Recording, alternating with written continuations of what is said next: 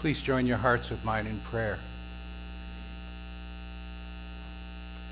Loving God, send your Holy Spirit down upon us, that hearing your word we might understand it, and that understanding your word we might go forth and do it. Amen.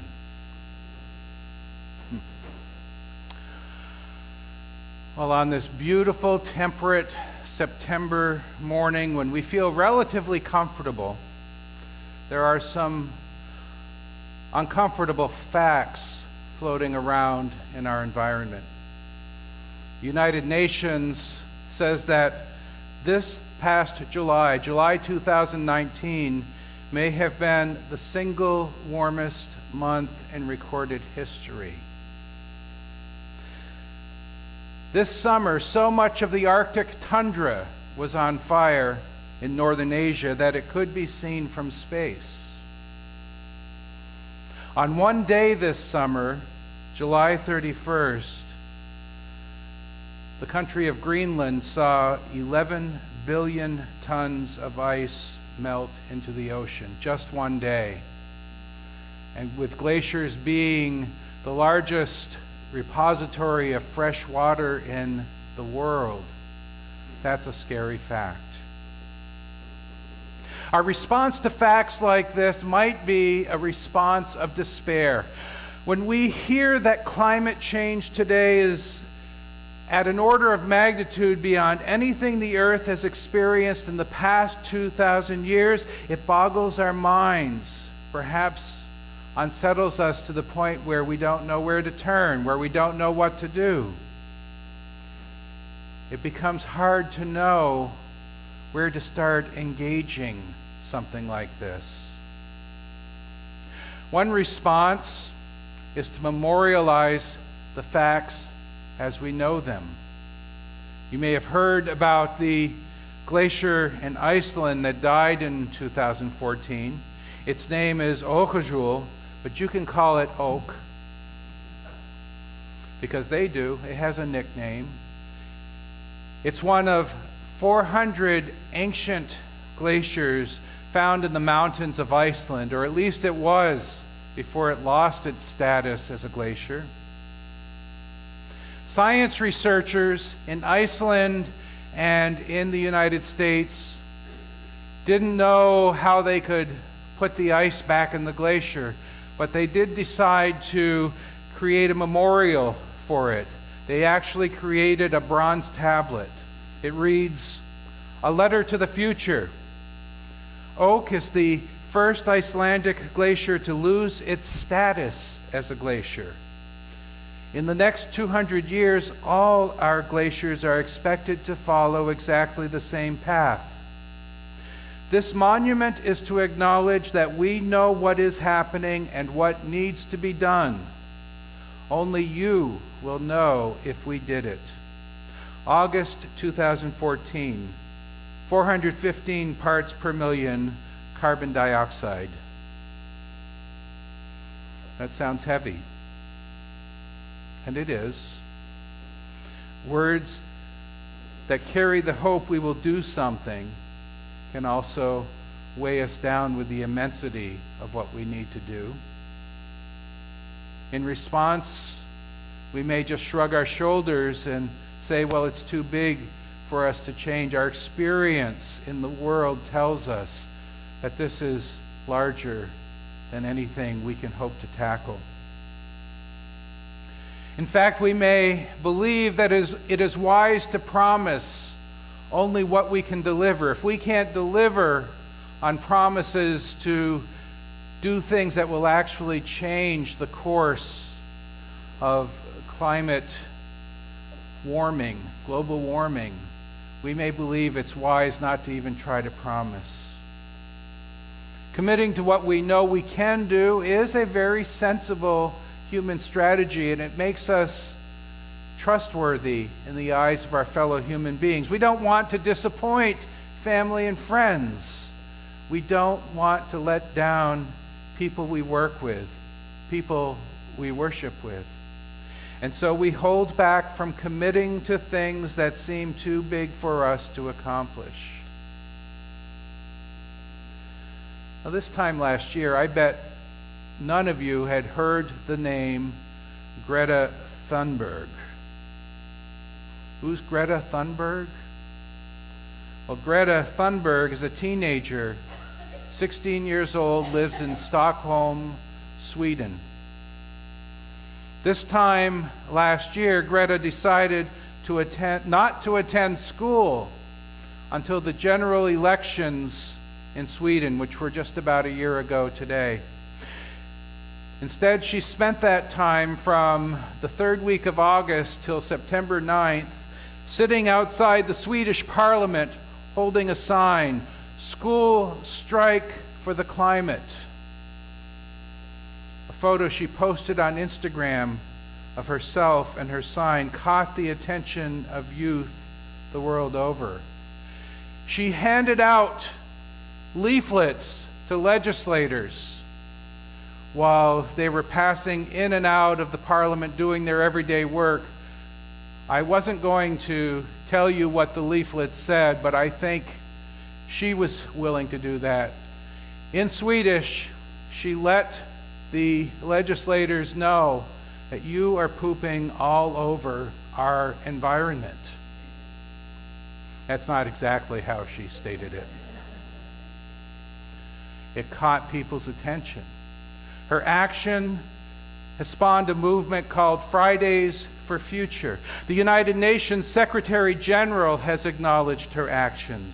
Youth around the world have taken part in climate strikes and have called for change, called for action much greater than anything that they have seen so far in their young lives.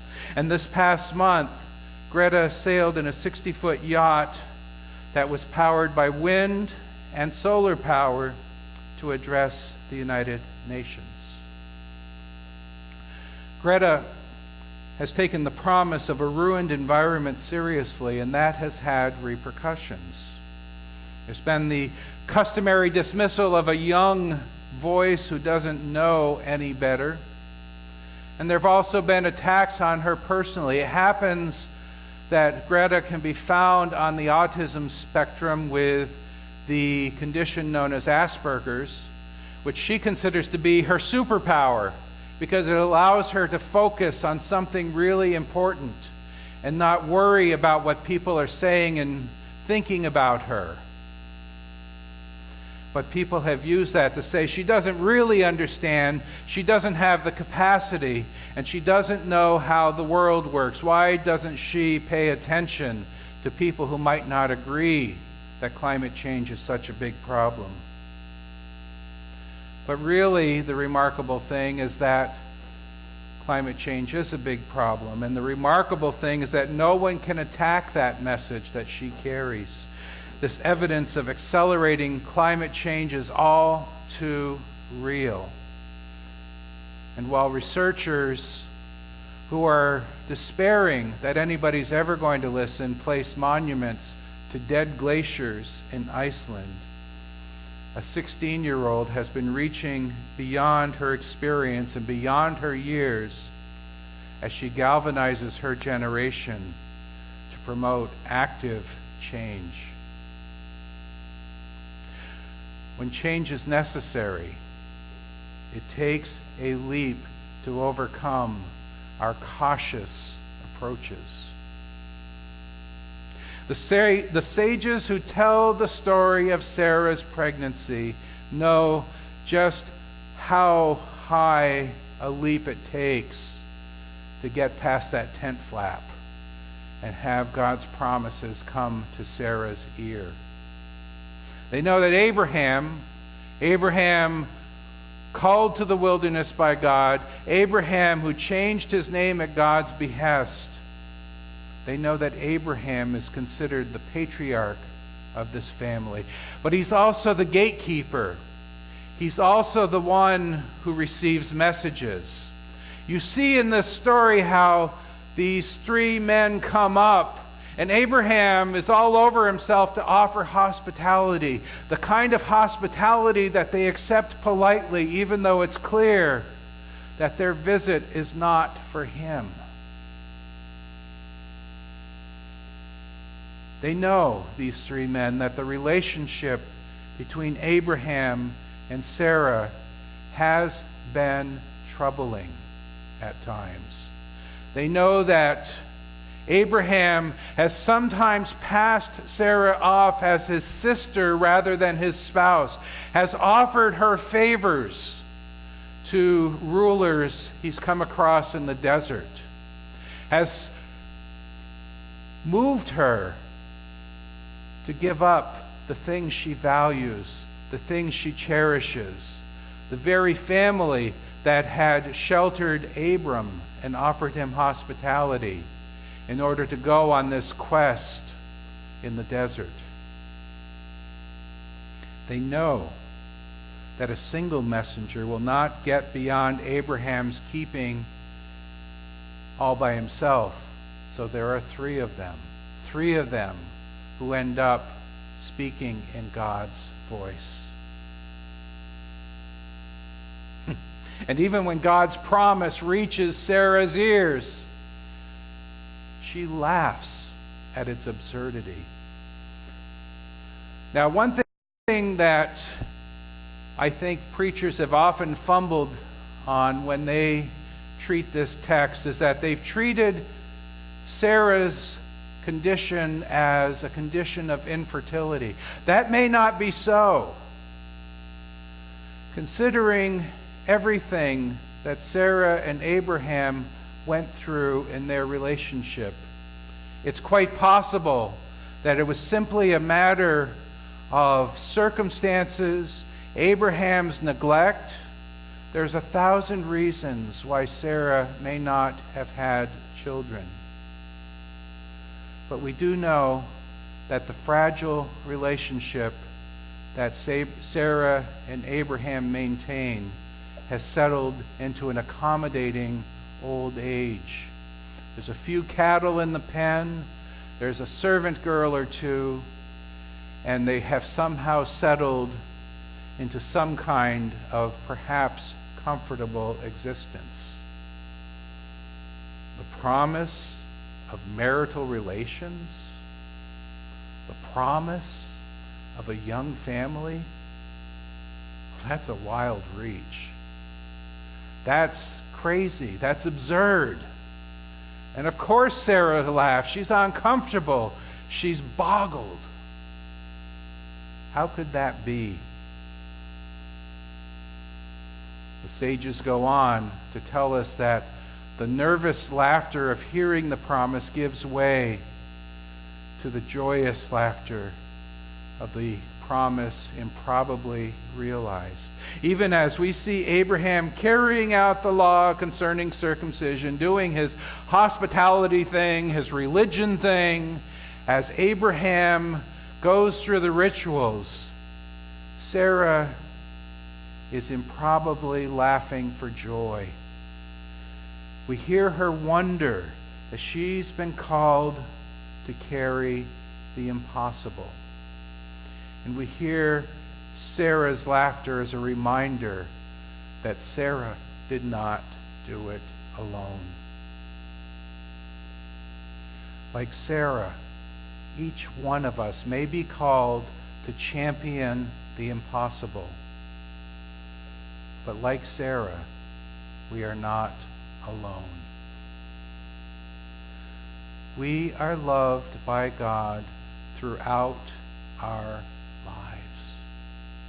We are loved in our daily routines. We are loved when we simply meditate and think.